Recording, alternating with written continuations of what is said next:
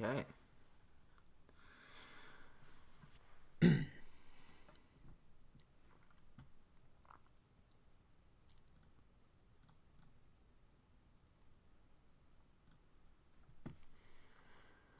Hope everybody's doing well.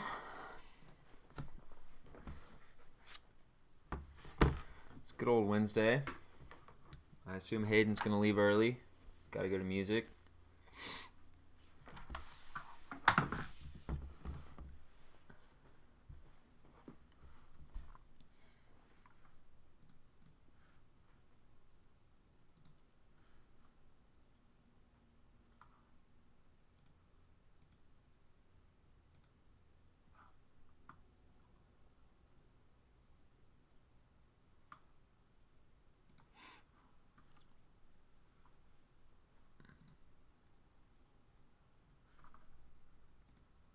All right. So, I hope things are going well. Reminder to all you test takers, hopefully you've logged into the demo by now. You've done some practice with how that's going to work and uploading your files. Again, make sure you're practicing whatever your process is. If I were taking it, I would probably just take it on my phone. That way I could just take the pictures and then directly upload them from my phone and not have to worry about transferring from my phone to my computer and then uploading from my computer. Again, the thing that probably sucks about that is phone screen's not as big, so you might have to scroll up and down a lot, but I don't know. It seems safer to me than trying to worry about emailing pictures or whatever. What's up, Hayden? So, I don't know, but whatever your process is, make sure you're good at it. Am I muted? Don't know. For me, it says that my sound is still going, so who knows?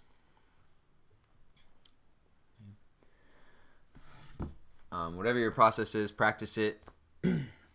Make sure you can take good pictures of your work. All right. I would probably recommend using... I don't know. They keep telling us to recommend to you that you use a black pen, blue or black pen to do your work. Obviously, that's, for math, you typically don't want to use pen because you want to erase stuff or fix something. But it's a matter of just making sure it shows up clearly.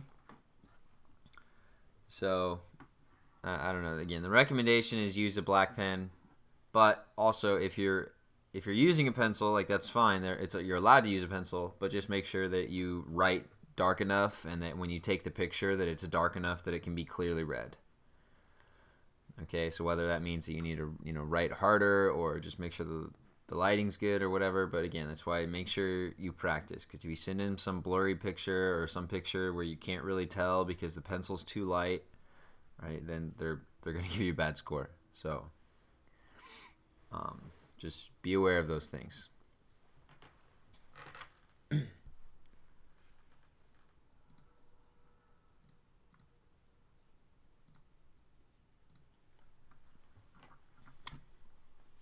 All right.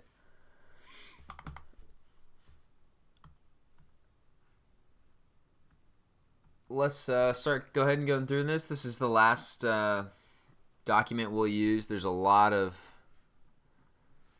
28 slides here. There's a lot of questions. I don't even know if we'll get through all these this week because we just have Wednesday, Thursday, Friday. I guess we could do Monday as well.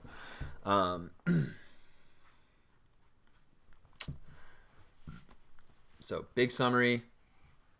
AP College Board on their YouTube playlist today, they had another timed practice question. Hope you check that out. All right. There's at least 3 math here.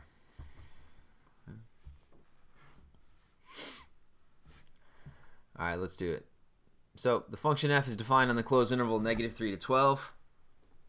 The graph of f, shown in the figure above, consists of 3 line segments and a semicircle. Okay, so first of all, this is a graph of f. 3 line segments, that's important, right? I know that these are in fact straight lines. Semicircle, okay, so there's a semicircle there. And g is defined by this function. Since it's already telling me about like semicircles and straight lines, I'm imagining I'm going to have to calculate some type of area. That's my guess.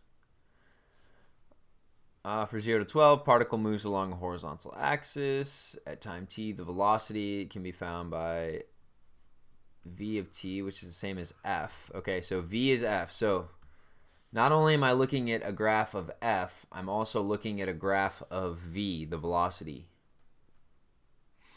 V is measured in meters per second, t is in seconds. All right, part A. Is the speed of the particle increasing or decreasing at t equals 5? Give a reason for your answer. Okay. So, first, I want to figure out the velocity at 5. Okay, so remember, velocity is the same thing as the graph of f. So at 5, my velocity is -1.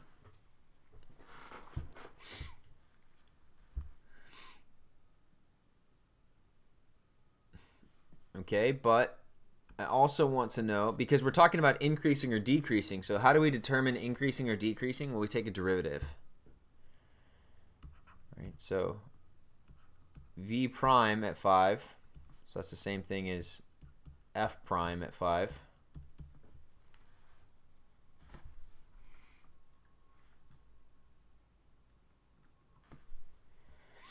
Let me go up here.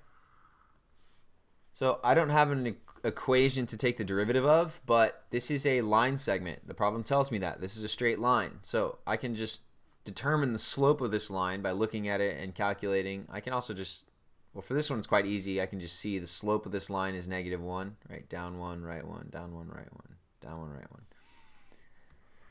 So the derivative, right, v prime, is also -1. Now, here's the thing. I think a common error would be people would look at the derivative and see that it's negative and say, okay, great, it's decreasing. Right? Because remember, the positive negative in this case has sort of a meaning in terms of like forwards or backwards or up or down or whatever you want to think about it. But if you remember, we did this earlier in the year where we had to look at the sign of 2 different things. So the velocity is negative and the acceleration is negative. But the question is, what about the speed? So I don't even care about the direction. I just care, is the speed increasing or decreasing? So it could be going either way. The velocity is negative, so I know that it's going like, backwards or in the negative direction. But the acceleration, v prime, is also negative. So not only is this particle traveling in the negative direction, it's also its acceleration is also in the negative direction. Right? So what that means is the speed is increasing at t equals 5. Because the velocity and acceleration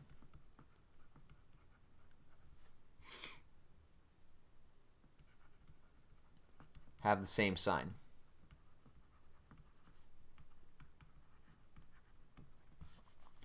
Okay, so that's how we know increasing. If the velocity and acceleration are both positive, speed is increasing. Or if they're both negative, speed is increasing.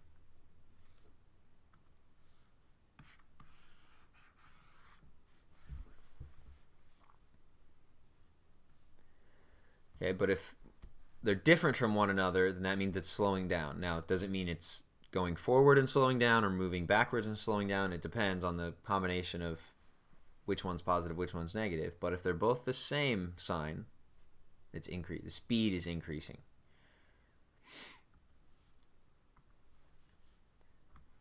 Okay, same setup. Part B. Find the integral of 0 to 12, the absolute value of v of t, and then interpret the meaning in the context of the problem. Okay, so the integral from 0 to 12. Okay, so if you look at the absolute value signs here, all right, when I do this, what this represents is I'm trying to find total distance. Total distance traveled. All right, that's what this reminds me of, this formula. So when we do that, what we have to do is split up the integral in terms of when is it above the x-axis and when is it below the x-axis. Okay, so from 0 to 12, starting at 0, ending at 12. This first piece from 0 to 4 is all above the x-axis, so I'll just keep that up there. So first from 0 to 4. And then the rest of it from 4 to 12, this is all below or at 0.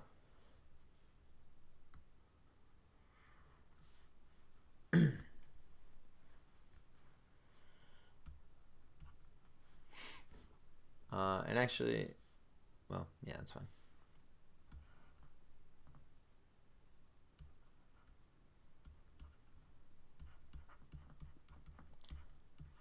All right, so since this stuff is below the x-axis between 4 and or from 4 to 12, I know I'm gonna have to take the absolute value of whatever that area is. This, if I just did this normally, I would get a negative value, but since I want just the total distance, that's why we're taking absolute value of that negative stuff. Okay. V is the same thing as F. So what is the, remember, integral represents area under the curve. So what is the area under the curve between 0 and 4?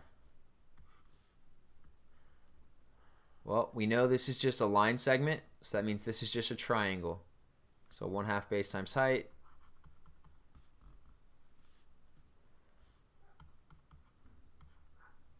Base is 4, height is 4, so 8.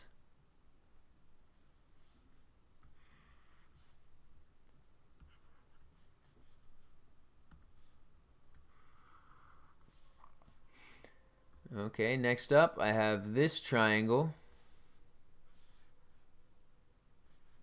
Again, area equals 1/2 base, 1, 2, 3, 4. Okay, base is 4, height is 2.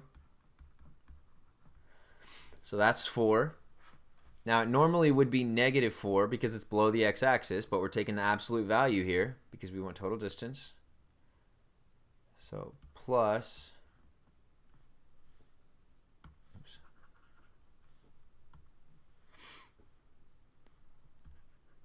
+4. And for this last area, I know it's a semicircle.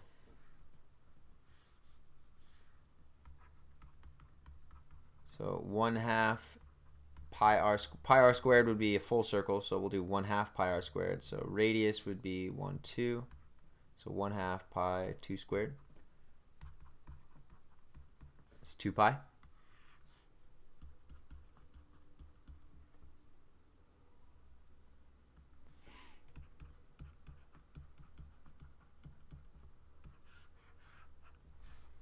So that integral is 12 plus 2 pi. Interpret the meaning. Well, we already kind of talked about that.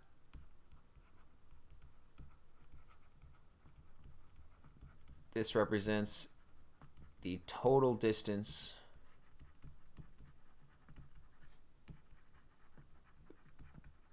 traveled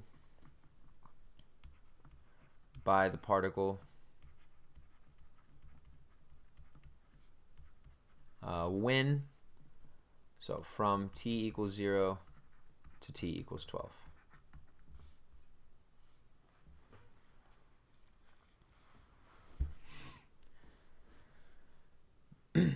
because remember, a normal integral would just tell us displacement. So if we want to know total distance, then we have to have the, yes, Hayden, the RJ bars, or the absolute value bars. Right, and then since we know specific information about the problem, like that these are straight line segments or that this is a semicircle, we can easily just calculate these areas, add up what we need to. Usually these two areas down here would be negative, but since we're doing the absolute value, we take them as positive. Good morning, RJ.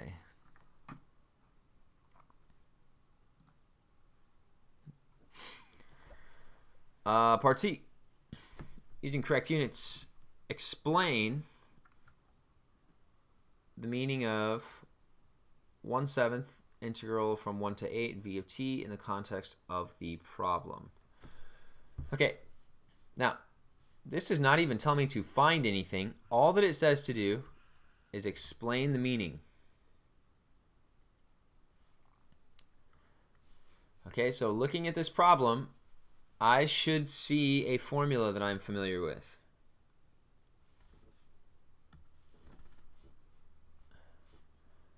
Right, when I look at this and I'm looking at, okay, why is it 1/7? The bounds are from 1 to 8. I should see a relationship here that 7 is the same thing as 8 minus 1.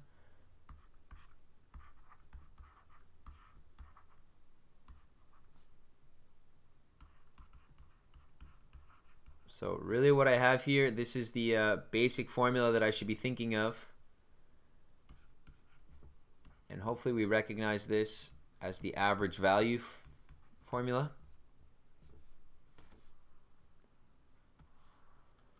Okay, so if I want to know what does this represent, again, I don't even need to find it. It just says explain the meaning.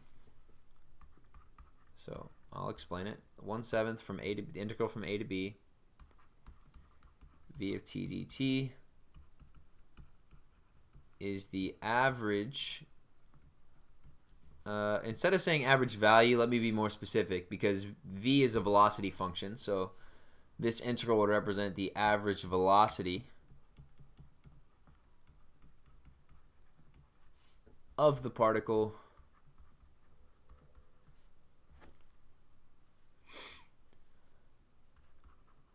from, what are my bounds? From 1 to 8. So from t equals 1 to t equals 8. Kind of a rough box. I know that one really well, literally only because of how many times I forgot it. Yep. Sounds about right. That's the things that I remember the best, is the things that I got wrong the most.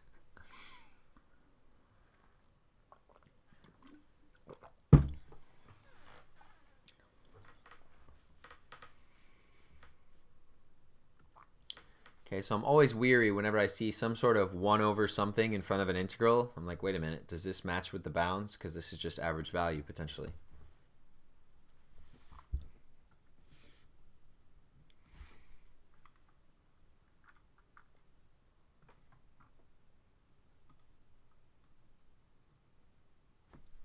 Okay. Part D or no? Okay, next question. So that was using that one.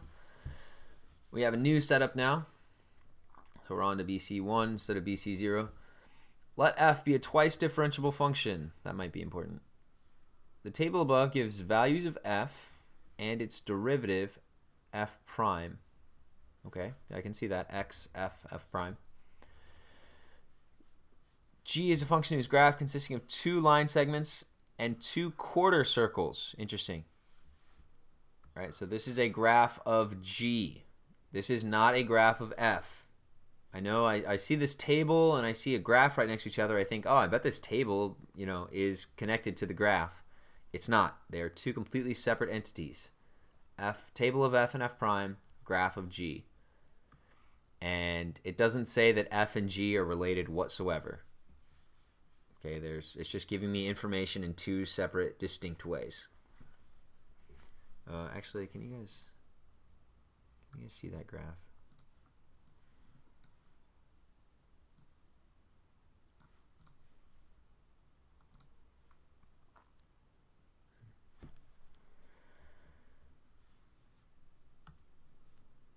All right, part A. Is there a time C, C between negative 1 and 7, such that f prime of C equals negative 1/2? So is there a time that this occurs? Justify your answer. Okay, so two big hints here is that it's asking me for existence, right? Just prove does it exist? Not what is it, just does it exist? And it's talking about a derivative. Will f prime ever equal negative 1/2? Okay. So what this maybe makes me think of, I can't say for sure, but I'm thinking, is this mean value theorem? Right? Because it seems to have the setup, right? It's just proving does it exist, and it's asking about a specific derivative. If it asked me just about a specific value of the original function f, I would be thinking intermediate value theorem. But since it asks about f prime specifically, I'm thinking mean value theorem. All right, so let me go to my table for f. So between negative 1 and 7, so negative 1 to 7. So f is negative 2. Those y values, or that values f of x, are negative 2, negative 6. So let's first just calculate the average value or mean value. So f prime of 7, or not f prime, sorry, f. F of 7 minus f of negative 1 over 7 minus negative 1. So these top two values just come from the table. That's negative 6 minus negative 2. 7 minus negative 1. So negative 6 plus 2 is negative 4. 7 minus negative 1 is 8. And aha, check it out. So between negative 1 and 7, the average value is negative 1/2. So as long as I can show that f, as long as I can decide or show or whatever that f is continuous, then I can use mean value theorem. Well, I already know that look, I'm already told f is twice differentiable. So I can just go straight to my conclusion.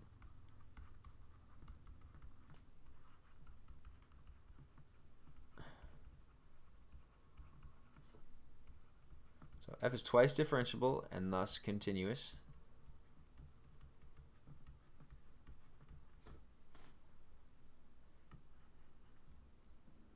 And so there must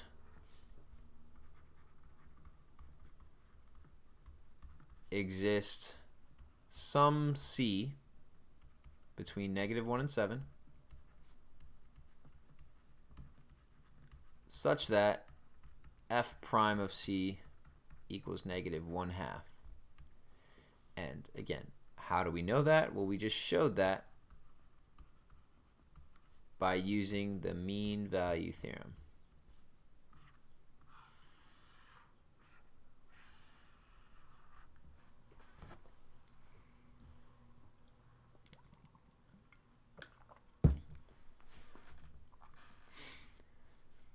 Again, I was alerted that I should probably be using the mean value theorem because it asks me about does it exist, and it asks me about a value for the derivative.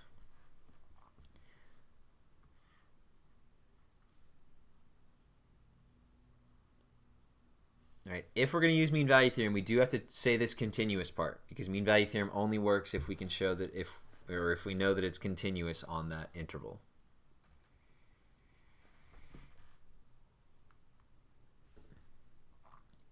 Part B. Let h of x equal g of f of x. Find h prime of 5. Okay, so important things. I have this new function h, and I want h prime of 5. Okay, so let's first just find h of x.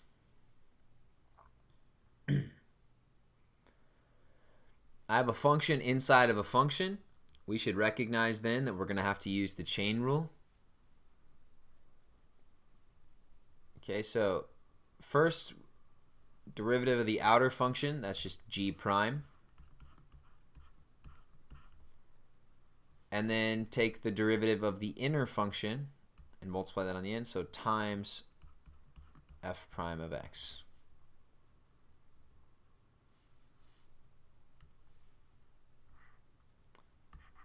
All right, so then h prime of 5 is g prime of f of 5 times f prime of 5.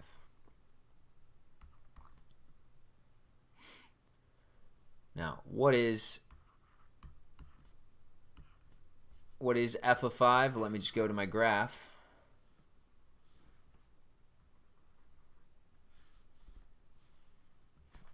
F of 5 is 0.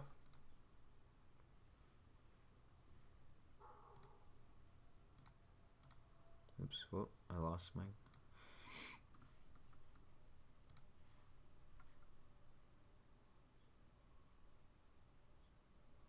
Wait, sorry. Hold on. I'm looking at the wrong thing. I screwed up, right? I don't want to look at the graph. The graph is a graph of g. I want to look at f. So f of 5 is negative 1.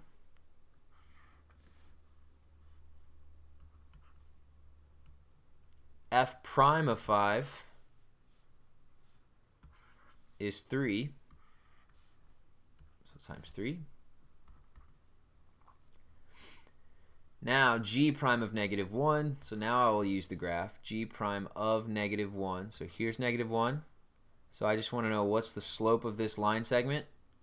Well, it's going down 1, right 2. Down 1, right 2. So that's a slope of negative 1/2. Rise over run. Times 3.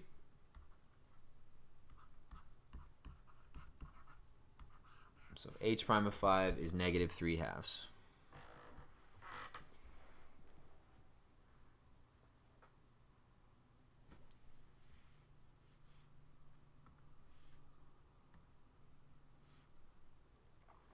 So just using chain rule. And then pulling values from the right spot, unlike I did. Right? So you have a graph, you have a table. Make sure we're using the right thing. And then knowing that if we have a straight line segment, we can always determine the slope of that just by normal, like how we would normally find slope, since you'd be doing it's back since algebra 1.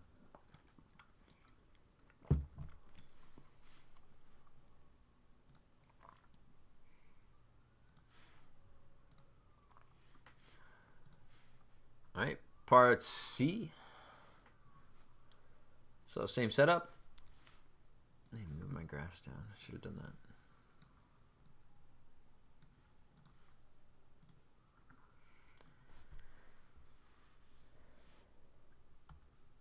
Except now I want to evaluate this integral.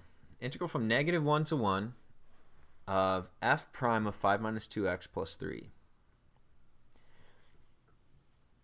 Interesting.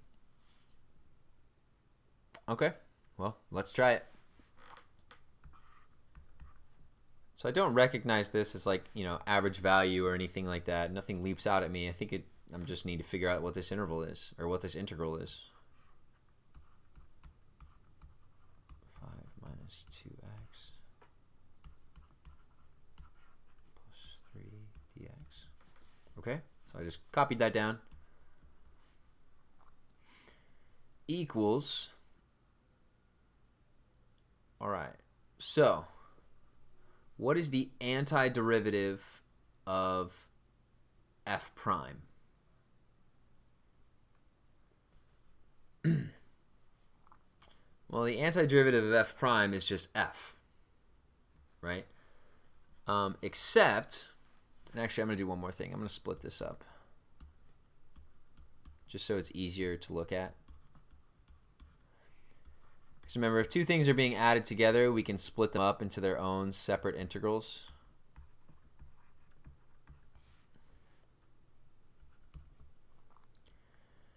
Okay, so what is the antiderivative of f prime? F. But since I have an inner function here, 5 minus 2x, I would need to consider that. So I would actually also have a negative 1/2.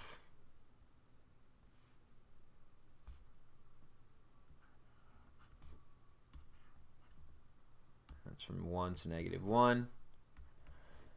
Plus the antiderivative of 3 is 3x. 1 to negative 1. Again, if you're confused about that negative 1/2, well, just think about, I'm basically just doing a u substitution, right? U equals 5 minus 2x. So du equals negative 2 dx. So du over negative 2 equals dx. All right, so when I plug in for dx, I would get du, and then I'd have the negative 1/2. Okay.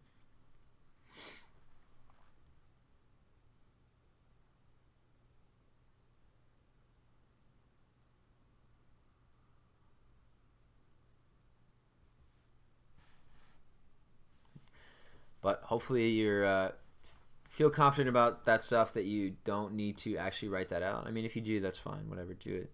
But it could save you some time if you don't. Okay, so let's just plug things in now. Negative 1/2 times f of 5 minus 2 times 1, so that's just 3. Minus negative 1/2, so plus 1/2 f of 5 minus 2 times negative 1, so that would be 7.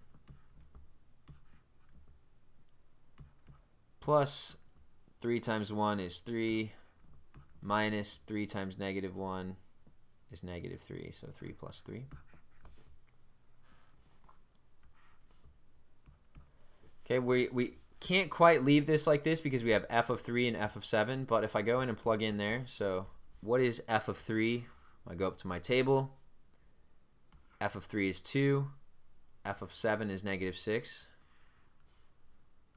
So 2 plus 1/2 negative 6 plus 3 plus 3 is 6.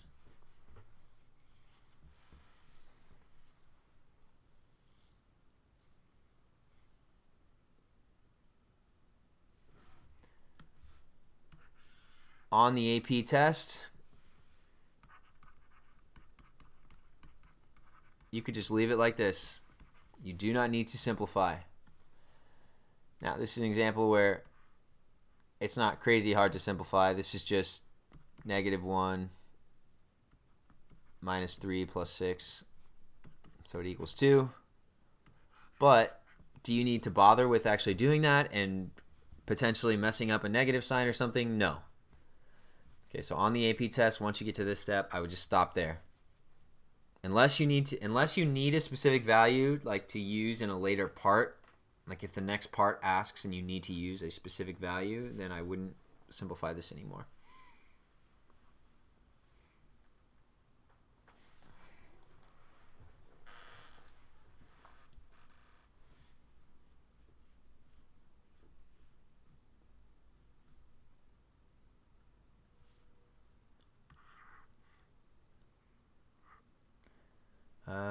And I'm good. Yeah, it just tells me to evaluate. It doesn't say I need to do anything with that. It just says, hey, use this information and evaluate what the integral is. So I had to use chain rule, or I had to use, like a u substitution, and then it's just definite integration.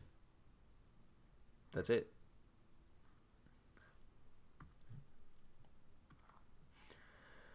Part D, find the average value of g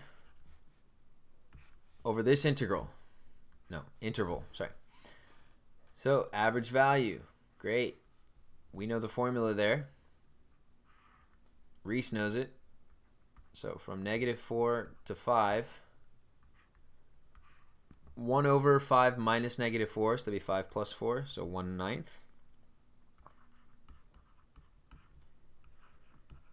And whatever we're trying to find the average value of, that's what goes inside the integral. So average value of g, so g is what goes in there.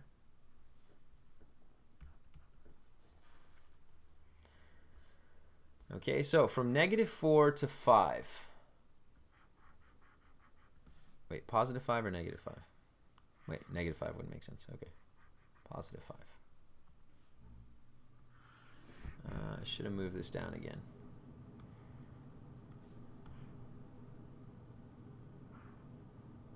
Okay, hold on. Let me move this down. And let me move this down. Okay. So I don't have an equation. How am I going to figure out the integral? Well, I have a graph. And what does integral represent? Area under the curve. Okay, so I can split this up into sections that I find the area of. These are both straight line segments, so I can first think about this triangle and figure out that area. So 1/2 base, 1, 2, 3, 4, 5, times the height, 1, 2.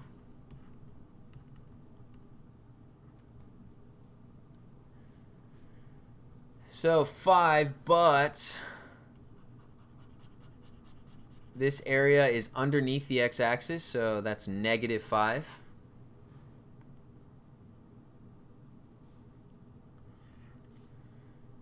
Okay, so 1/9.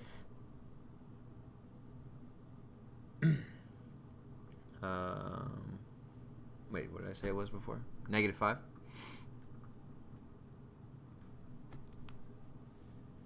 Okay, so -5. Actually, let me use that color. Okay, -5 for that first triangle.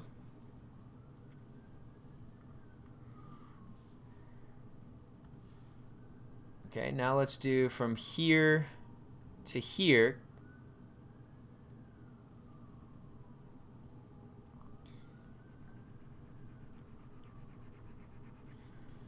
So this problem tells me that this is a quarter circle. All right, that's great. So I know that the normal area formula is pi r squared. So instead of pi r squared, let me do 1/4 pi r squared.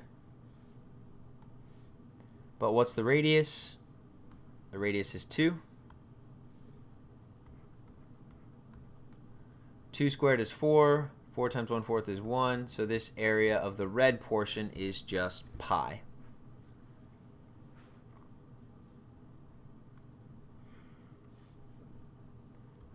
And it's above the x-axis, so positive pi.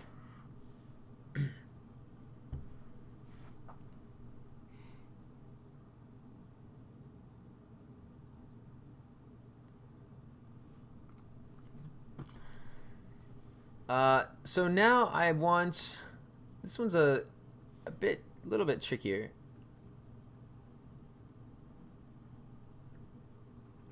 Now I want this region. Right, if it would just do the quarter circle again, well then it would just be the same area, right? Because this quarter circle has radius 2. So this area is also pi. But I don't want that. I want the stuff that's underneath that. Well, great, because take a look. This is a square. So the area of a square is just the side length squared. So 2 squared is 4. And then I will subtract away this quarter circle, so it'll just leave me with this shaded portion. So what's the area of that quarter circle? Well, I already know that's pi, so 4 minus pi. That will give me this area for the shaded purple part.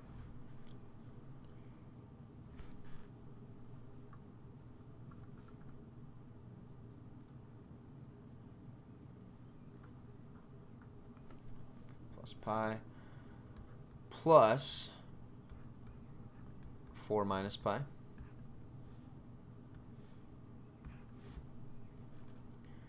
Okay, so this part came from the triangle.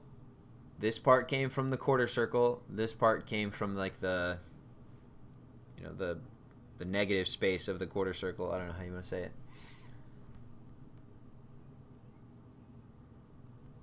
And you know what? I would just leave this right here. I could type all this into a calculator and get a real value, so I don't care about it at all.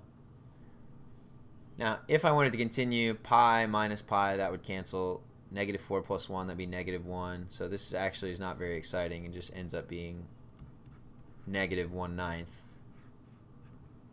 But you don't even need to worry about that. Leave things simple or unsimplified if you can. If you don't need to simplify it, don't do it.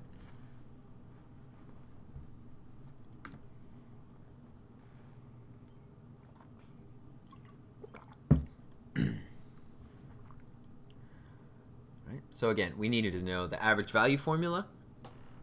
And other than that, it was just literally calculating areas to represent an integral.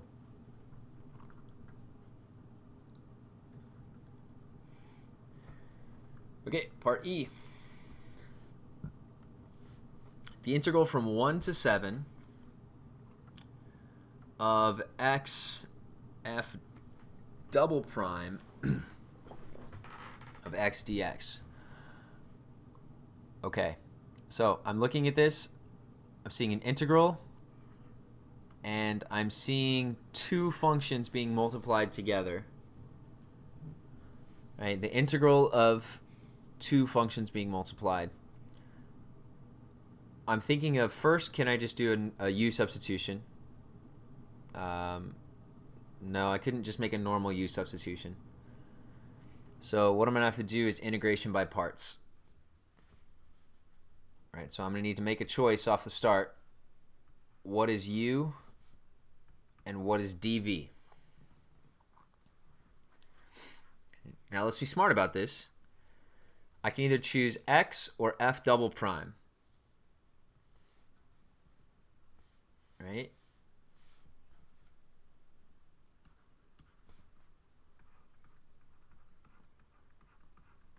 And then the dx goes with whatever part you put on the dv. Okay, so I'm going to go this way. Du equals derivative of x is 1, so du equals dx. Over here, we will integrate both sides. So I get v equals, the antiderivative of f double prime is f prime for v.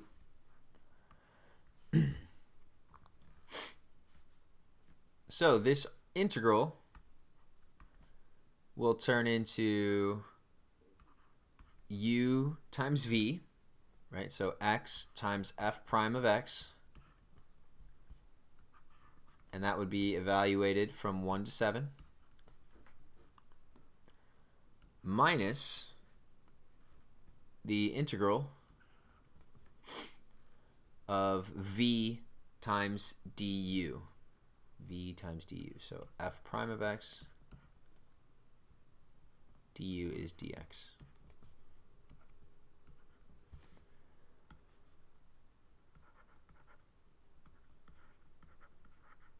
Okay, so that's the integration by parts formula. Okay, again, should know that.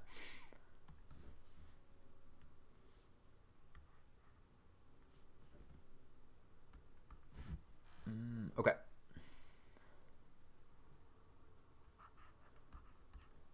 So x times f prime of x, I'm going to leave that for right now, minus antiderivative of f prime is f. All right, that should not be shocking. And then also evaluated from 1 to 7.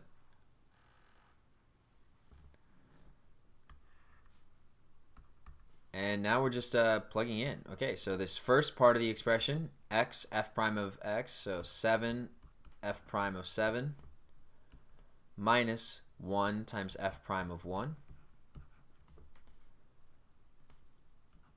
This minus is this one, okay? And then f of 7 minus f of 1.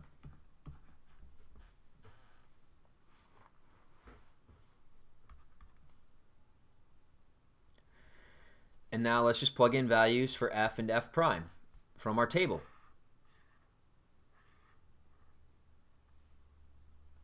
Right? I'm looking at this column and this column. So first I want f prime of 7 is 4, f prime of 1 is 2.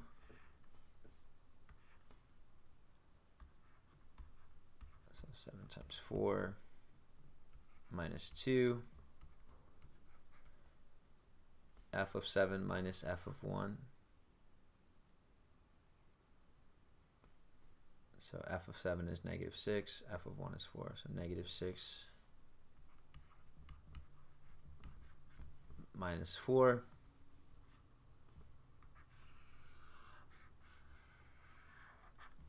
Leave it.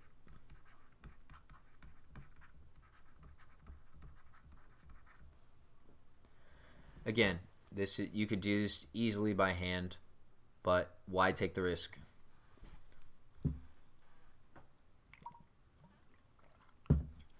It's unnecessary.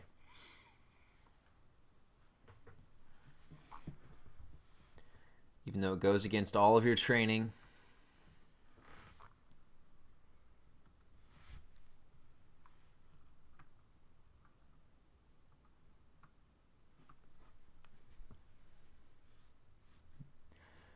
So key focus here is just knowing integration by parts formula. Okay. All right, let's bring it home. Part F. Oh gosh.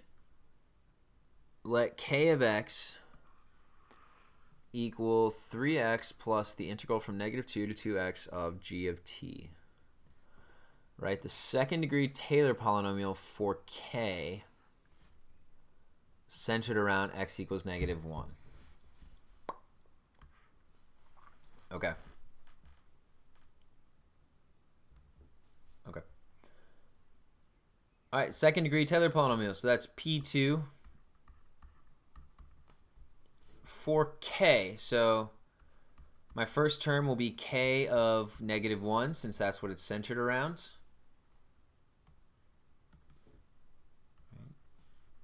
K, since that's what it asks for the Taylor polynomial for. Negative 1, since that's where the Taylor polynomial is centered. All right, and we use our pattern from there. So k prime of negative 1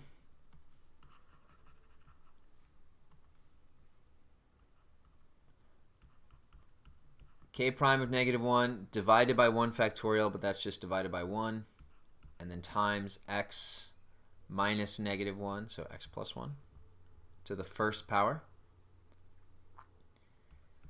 plus k double prime of negative 1 divided by 2 factorial, that's 2, times x minus negative 1, so x plus 1 squared.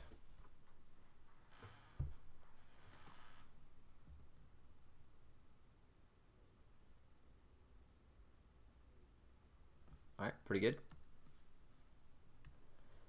All right, I just need to figure out what k of negative 1 is, k prime of negative 1, and what k double prime of negative 1 is. Okay.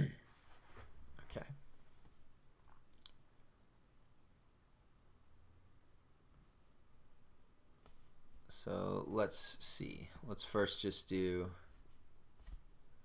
so look, I'm going to copy down what k is. Negative 2 to 2x, g of t dt.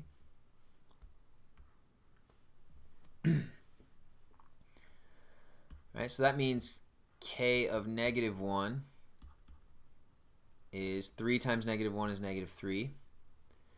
The integral would go, so it'd be plus the integral from negative 2 to 2 times negative 1 is negative 2. What happens to an integral whenever its bounds are the same? Then that means this whole integral is just 0. whenever I do -1. So k of -1 is -3.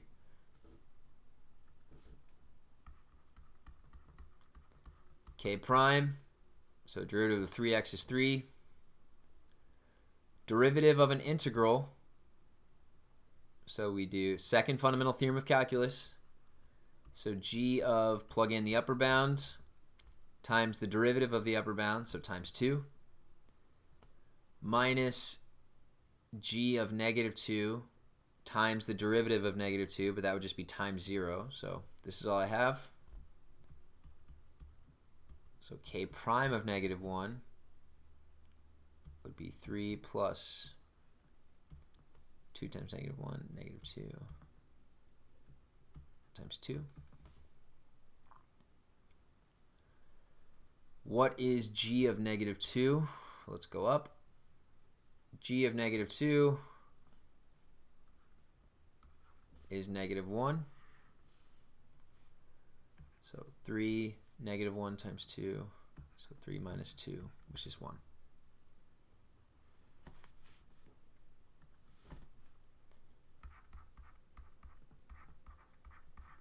K double prime, derivative of 3 is 0. Derivative of g, so that will be g prime of 2x. Well, I have the times 2 from this 2 that was already here. So 2 times g prime of 2x. But then chain rule, right? Derivative of the inside, so times 2. So really I could simplify this as 4g prime of 2x.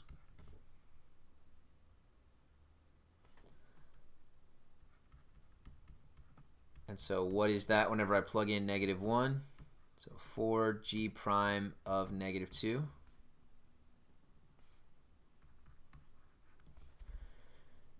G prime of -2, so that's saying what is the slope of this line? We already determined that was -1/2 in an earlier problem. So 4 times -1/2. That's -2.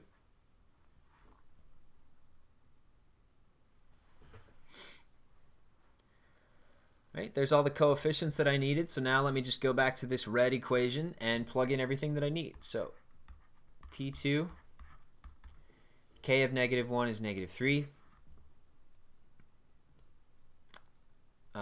plus k prime of -1 is 1. Okay, so plus 1 times x plus 1. Plus k double prime of -1 is -2. Notice also it's -2 divided by 2. So that would just turn into -1 x plus 1 squared.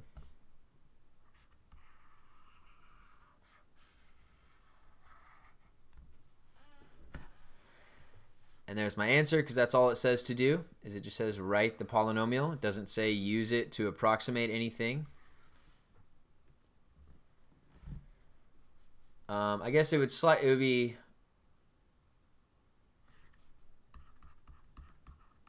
you could also write this. K is approximately the second degree Taylor polynomial, which is -3 plus x plus 1 minus x plus 1 squared.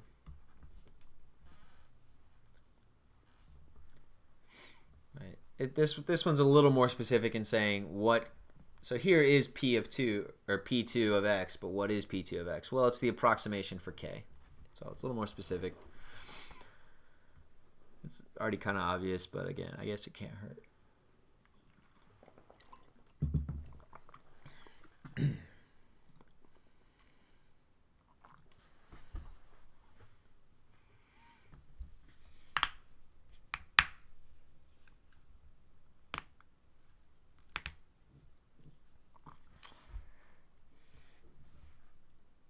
Think.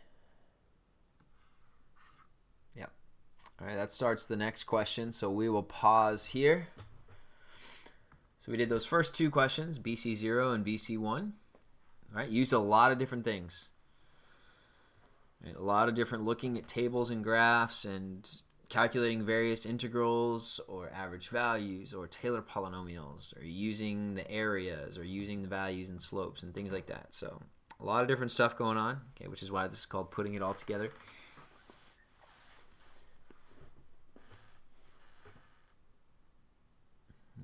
And a reminder, the same stuff I said at the beginning, go to the AP demo, see what it looks like, make sure it works on your phone or your laptop, whatever you're using. Again, if it were me, I would use my phone. That way I could just take pictures with my phone and upload those pictures directly rather than worrying about sending it to my laptop in some way. Just less room for error. What does suck is you'll have to scroll. Phone screens are smaller. When you're writing, it's recommended you use a pen just because pens are darker. Now, I know that will be frustrating if you want to erase something. You can use pencil still. That is still allowed, but make sure if you're using pencil that you're writing dark enough and you can take a good enough picture that all your work still shows up clearly. Not like, oh yeah, if I look at it, and if you look close, you can really see that. You can see that. No, it should be clear, distinctly clear what you're writing. Okay, so if you can do that with a pencil and you can take a good picture of it where everything's still clear, then great. You can do that. But if you're uncertain or you're like, I don't know, it doesn't show up that great, maybe you should just use a pen. Blue or black pen only.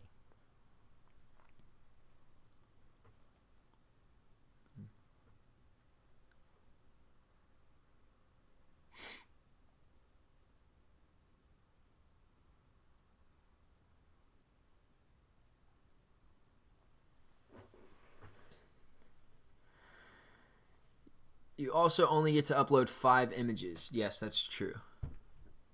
And I think that's per question. So the most you can upload is like 5 pages or 5 images per question. I'm pretty sure that's the case.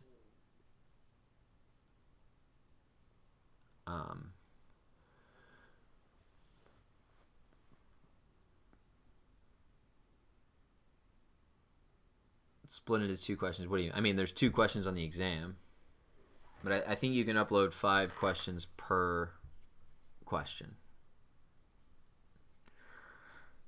So when you're taking your pictures, what you should try to do is, don't take a picture of this section of your page and this section of your page. Try to get pictures where you can take a picture of your entire page of work and that it's still clear enough to see. All right, so if I can get one picture of my entire just one sheet of paper that can still be clearly read, that would be ideal. Otherwise, I would have, I don't want to have to take a picture of, okay, here's this section of work, now here's this section of work, and here's this section of work. All right, try to get it all as together as you can while still being readable. All right, because I think that's what they recommend is taking a picture. Each of your pictures is an entire page. Right, so picture of a page, picture of a page. So 5 pictures would be a maximum of 5 pages. So it's a lot of work. It's a lot of space.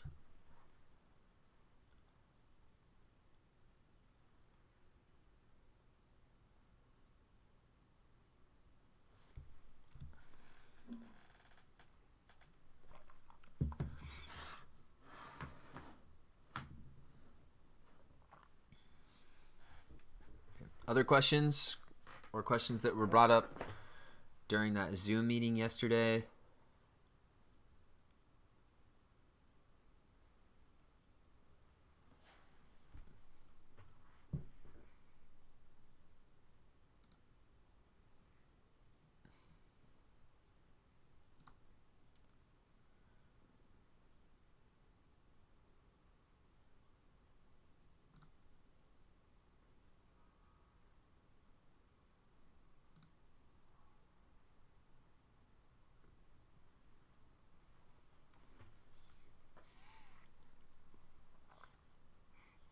Okay.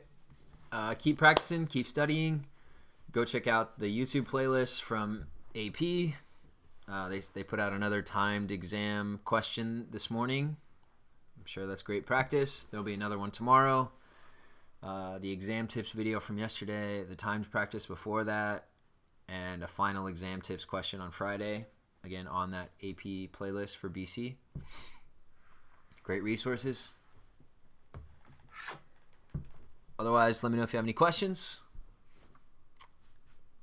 And we'll continue on. I'll see you guys back tomorrow.